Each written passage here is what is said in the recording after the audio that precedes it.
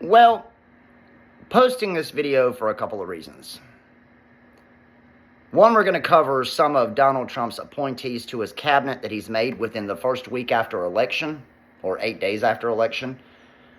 Breaking news this morning is that he is going to appoint a Ukrainian peace envoy, and that he has appointed Marco Rubio as his Secretary of State.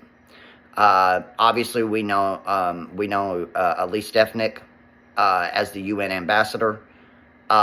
We know that Susan Wiles is going to be the chief of staff. We know that Tom Homan is going to be the ICE director, it sounds like.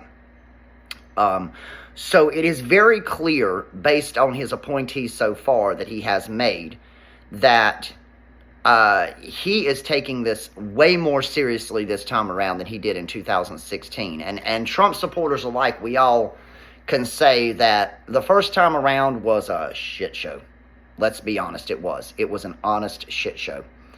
He had no connections to Washington. He admitted that. He didn't know Washington. He didn't know the people in Washington. But this time around, he is far more experienced. And I think he's putting people in positions of power who have an understanding of intelligence briefings way better than he does. And we'll admit that Donald Trump probably doesn't understand intelligence briefings as well as he should. Also, the fact that I think, looking at Susan Wiles and how she has ran such a sophisticated and professional campaign, I think she's going to run a very tight shift at the White House. And she's even said the clown car that was going on between 2017 and 2021 while he was in office will not be going on under her watch. So that is a great thing to hear, that some of these people that were allowed in the White House and in the Oval Office during the first Trump administration, they're not getting anywhere near that White House this time. And also the fact that it sounds like they're trying to distance themselves from the first administration or anybody that had anything to do with the first administration completely. Saying basically all those people that were in the administration the first time around that worked on Project 2025, they are not going to be anywhere near the White House. And they're obviously possibly not even going to have communication with Donald Trump, which is another huge thing. I think this election was also a referendum on our media. This video is on YouTube. I've also got videos on TikTok. You can go there and see some of my videos that I posted during the election time. And the thing about it is that this was a referendum that we sent to say, we're tired of being gaslit America. We're tired of being lied to. We're tired of being misled. We're tired of the propaganda machine that is the Democrat Party and the mainstream media. We are tired of it. We want the truth. We want you to go back to being what the news is supposed to be about. You report the facts, and we get to decide. You give us the news. And all it seems to be at this point when we turn on the news anywhere is just all political. Everything we see is political. And, with people like Chris Wallace leaving CNN basically saying that he just feels like mainstream media is no longer the place people are getting their news, and they're getting it from, podcasts and other means like X and TikTok and, well, of course, YouTube. I think he's realized mainstream media is a dying breed. MSNBC has lost 50% of their viewership. CNN is cutting its top talent. Now, who that might be, we don't know. But I would say Anderson Cooper is probably on the chopping block. Aaron Burnett is on the chopping block. I wouldn't be surprised if Wolf Blitzer's on the chopping block. I think they want to infuse the network with younger talent. And I think they want to infuse the network with maybe more of a old style, both sides of the aisle, Republican and Democrat. We want impartiality. We want unbiased news back on TV. And I think this election was that referendum. Get back to reporting the news. Stop with all the political talk. Donald Trump won. This is his last term in office. And I think people are ready to move away from politics talk all the time. I think they still want to hear it. But I think at the same time, I think they want to move away from it as well. And they want, when they turn on the news, to actually hear the news. And stop hearing all this, political talk. They want to actually hear what's going on in the world. And the reason why I think they want to talk political all the time is because they don't want to cover stuff like Ukraine. They don't want to cover stuff like what's going on in Taiwan with China and Taiwan. They don't want to cover stuff like the Middle East, because that opens the eyes of the American people that we've got a lot of problems, not only here domestically, but abroad as well.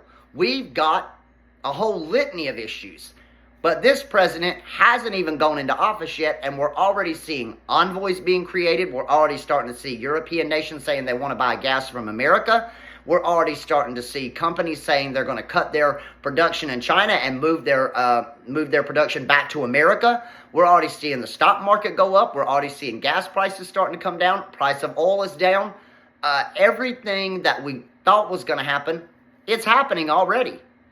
I mean, this is incredible news for American people, that things are already starting to turn and he hasn't even gotten into office.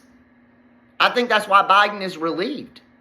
He's honestly relieved because he feels like there is somebody going into the White House who has an understanding this time around on what to do.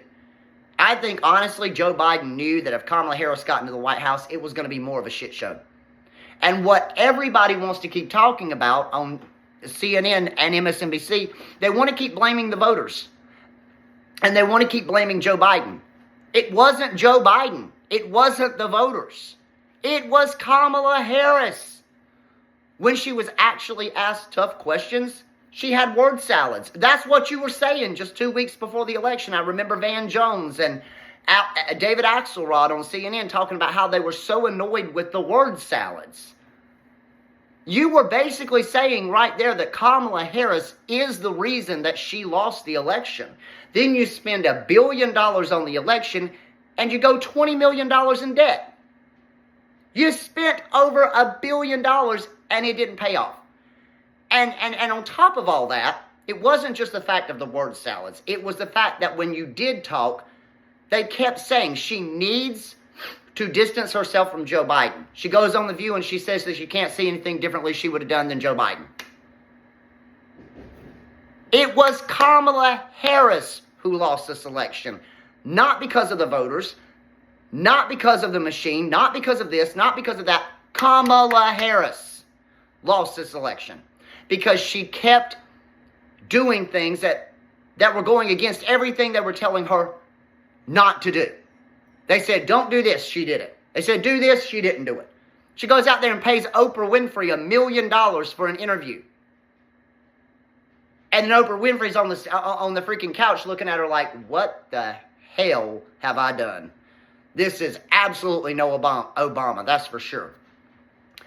And then J-Lo gets up on the stage. And then Usher. And then Beyonce. What do all these people have in common? They had ties to Harvey Weinstein. They had ties to Diddy. Not exactly your upstanding citizens of America. And that's what the voters saw. They didn't care about celebrity endorsements. They wanted to know what you were going to do to fix the problems in America and abroad. And you couldn't give an answer.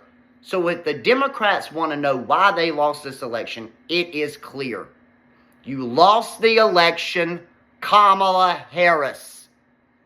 The Democrats didn't lose this election. They did everything to help her win. They had Hillary Clinton, Barack Obama, Michelle Obama, Bill Clinton. They had every freaking person in Democrat politics out there rah-rah for Kamala Harris. And every time she would put her foot in her mouth. So she cost herself this election because she just doesn't want to listen to people who are trying to tell her, don't do this. And she just goes right out and does it. So, I'm glad CNN and MSNBC are cutting their talent and possibly getting sold off. Because it's about time that the media understands you're not supposed to be a propaganda machine for any party. You are supposed to report the news and allow the American people to decide and discern the facts. That is what you're supposed to do. We're not dumb. But you get on TV every day and act like the American voter is dumb. And the American people are dumb. Well, we're not. We're very smart people. We can decide for ourselves. That's why it's called democracy and an independent nation. We also have independent thoughts and common sense. So quit with the crap. We're tired of it. Americans are fed up with being lied to, gaslit, and being told what we should and shouldn't do by people who have their hand in the cookie jar and can't keep themselves out of trouble and are hiding skeletons from God knows who. We're not dumb. So quit treating us like we are. We have a mind of our own and can think for ourselves. And if we didn't want Kamala Harris, well, guess what? We told you we didn't want Kamala Harris. And history told you we didn't want Kamala Harris. And you still thought we did. So no wonder you're going downhill. Because the American people are tired of the bull crap. So go to your little offices today and understand that. We are tired of it. Get on TV, report the news, report the story, and let the American people decide and quit trying to tell us which way we should turn. We're done with you. We're done. So, Donald Trump wins. There's a mandate sent to the media. There's a mandate sent to our government. There's a mandate sent to the Americans. We are done with bullcrap. And we want strong leadership in the White House, and that's what we have, and thank God we do. Because if Kamala Harris would have got in, God knows how many more messes we would have got in. So, thank the good Lord above that we have the willpower and the brains and the foresight to see that we could not take another 4 years of what we had in the White House, because that's exactly what we would have got with Kamala Harris.